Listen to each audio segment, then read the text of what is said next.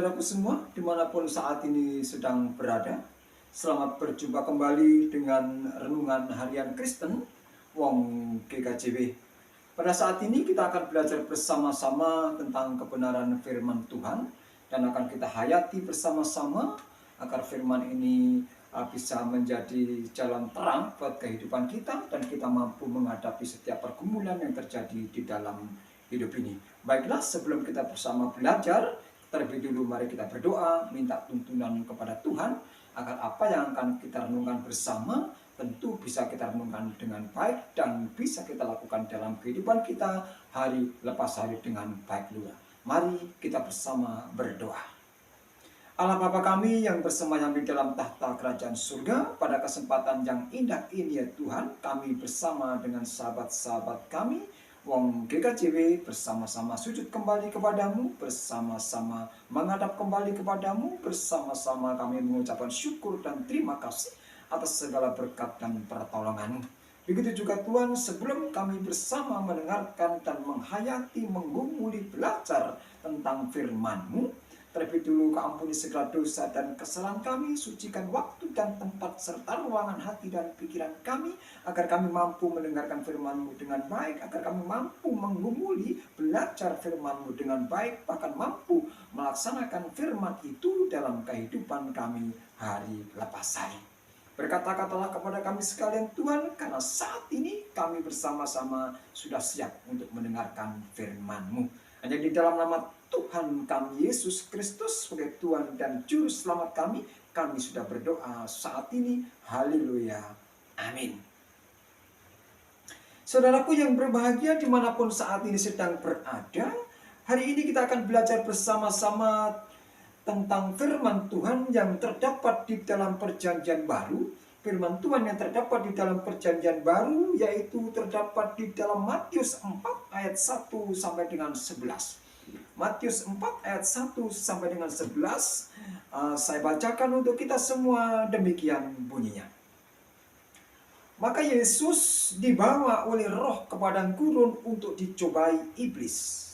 Dan setelah berpuasa 40 hari dan 40 malam, akhirnya laparlah Yesus.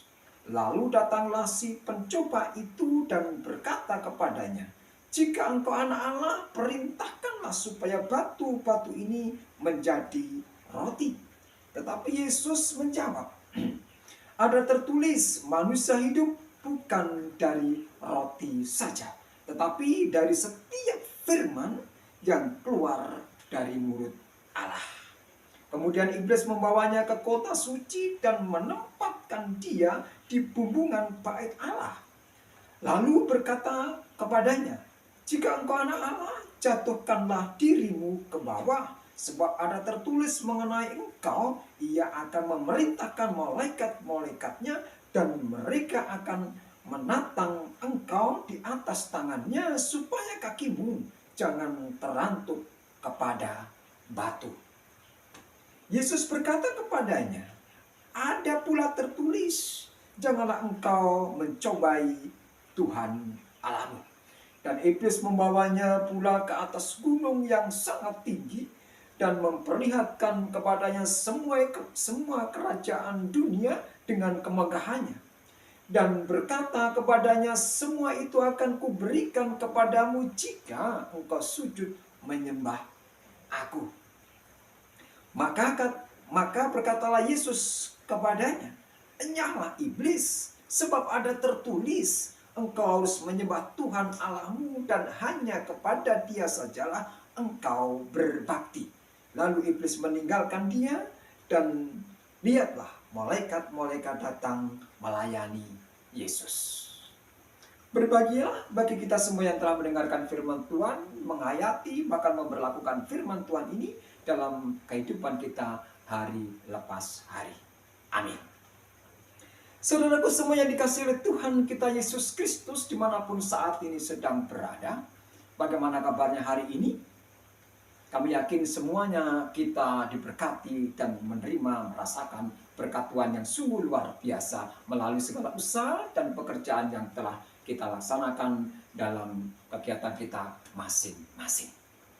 Nah, saudara yang dikasihi Tuhan kita Yesus Kristus, renungan pada saat ini yang terdapat di dalam Matius 4 ayat 1 sampai dengan 11, kami beri judul atau temanya, kuat dan menang menghadapi pencobaan.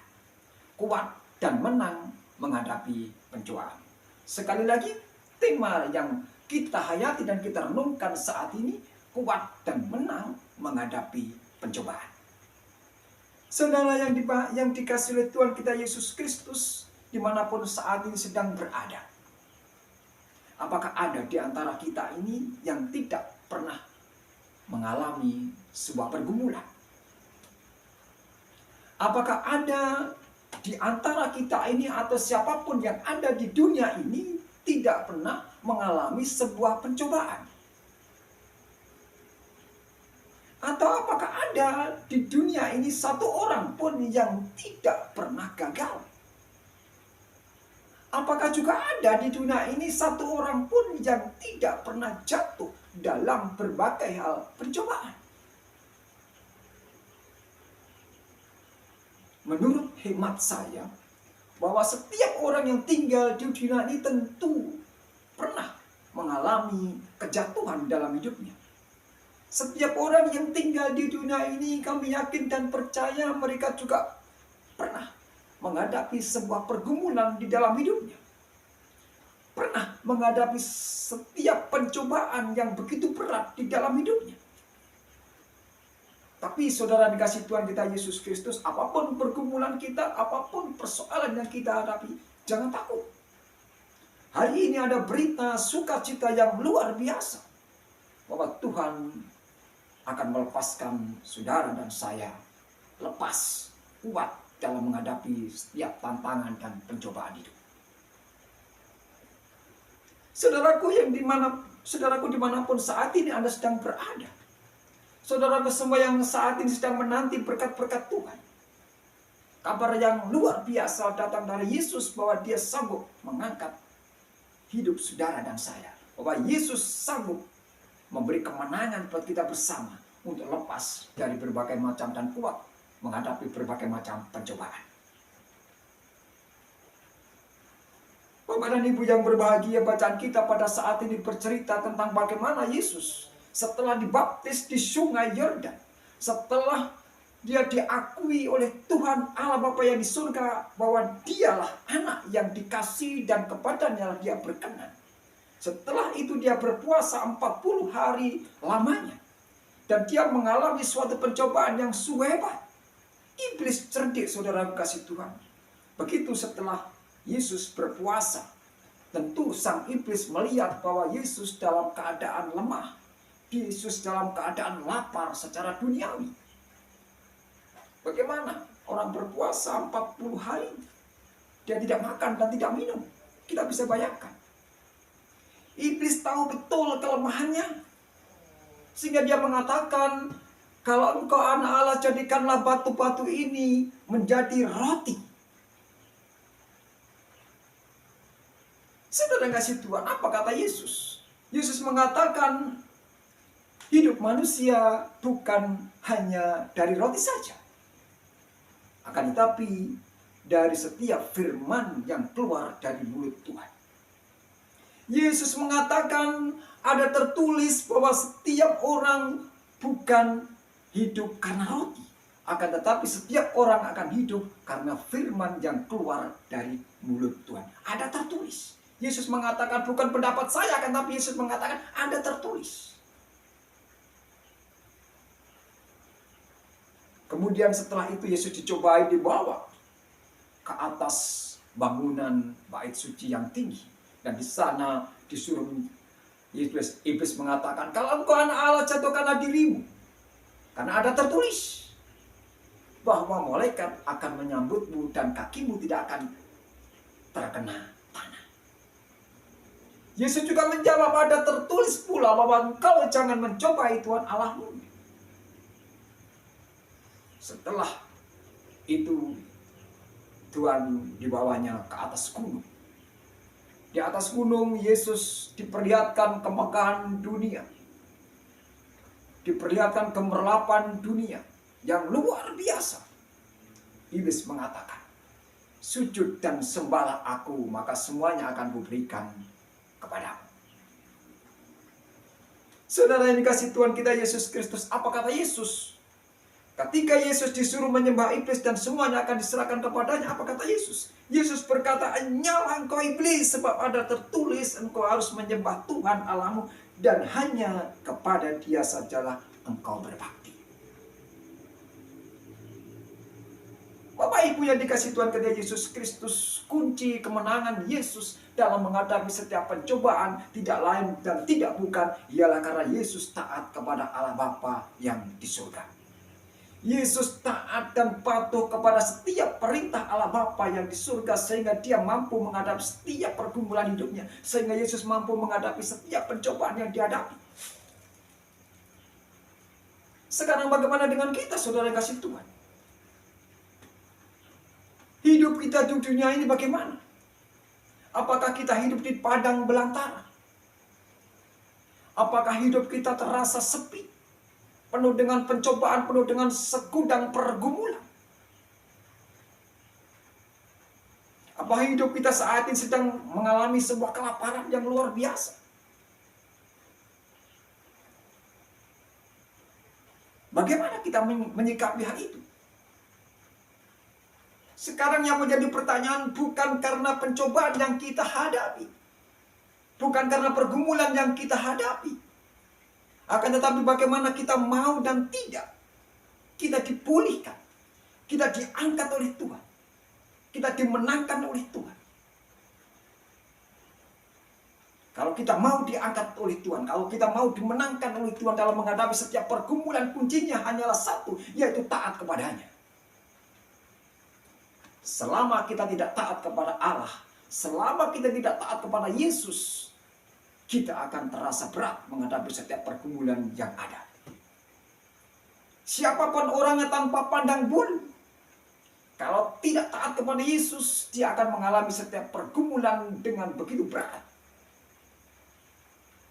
Oleh karena itu, saudara yang dikasihi Tuhan kita Yesus Kristus, kalau kita ingin menang, kalau kita ingin kuat dan mampu menghadapi setiap pergumulan dalam hidup, kuncinya adalah taat kepada Yesus. Bagaimana kita harus taat? Kita harus rajin mendengarkan firman Tuhan. Kita harus rajin berdoa. Kita harus mencoba untuk melakukan setiap firman Tuhan dengan baik.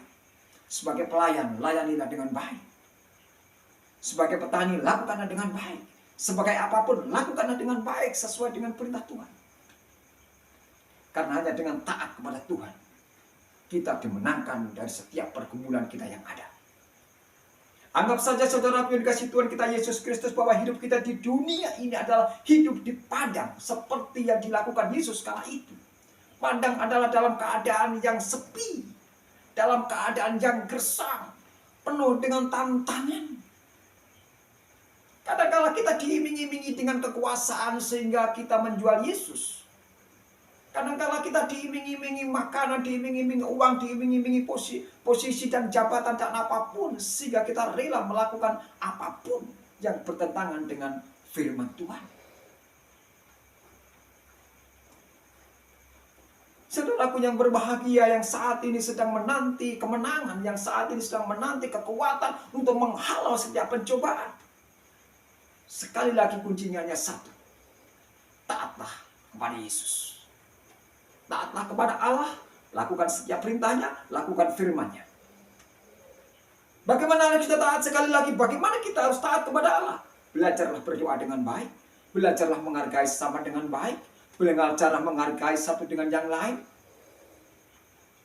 Jangan egois. Ingat ketika Yesus dicobai, kalau engkau anak Allah, turunlah engkau dari atas bait suci ini. Ini Tuhan Yesus sedang dicobai. Tuhan Yesus sedang diuji jati dirinya. Keegoisannya diuji. Apakah Yesus mau melakukan itu? Kalau Yesus mau, tidak apa-apa. Kalau Yesus mau, seandainya Yesus mau, mungkin bisa saja itu dilakukan. Akan tetapi Yesus tidak mau. Karena jangan mencobai Allah. Oleh karena itu saudara yang kasih Tuhan kita Yesus Kristus, janganlah kita berbangga, janganlah kita sombong dengan apa yang kita miliki, janganlah kita sombong dengan kekuasaan, dengan harta dan benda yang kita miliki. Janganlah kita bersumpah dan bersaksi atas nama Tuhan, karena itu kita mencobai Tuhan. Oleh karena itu, untuk menepis segala pergumulan hidup yang kita alami, untuk menepis segala pencobaan yang harus kita hadapi, sekali lagi, taatlah. Karena hanya taat kepada Allah, hanya taat kepada Yesus, kita semua akan dimenangkan dalam menghadapi setiap pergumulan. Hanya taat kepada Yesus, kita diberi kesuksesan dalam menjalankan tugas pelayanan kita. Pelayanan yang tidak egois. Karena sekarang ini banyak pelayanan yang egois. Mengatasnamakan sebuah pelayanan. Memaksakan kehendak pada orang lain. Mengatasnamakan sebuah pelayanan. Memaksakan kekuasaan.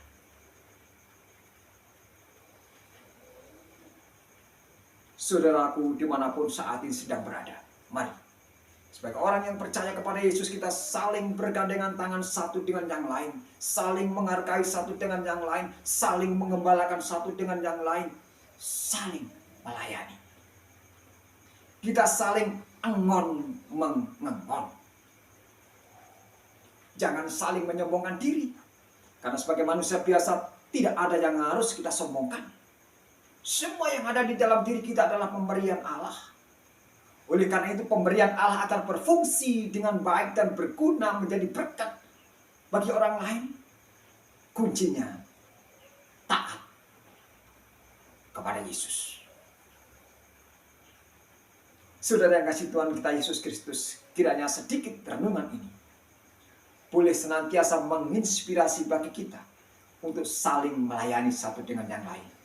Kiranya sedikit renungan ini boleh menginspirasi bagi kita untuk bisa mengalahkan dan memenangkan setiap pergumulan yang kita hadapi.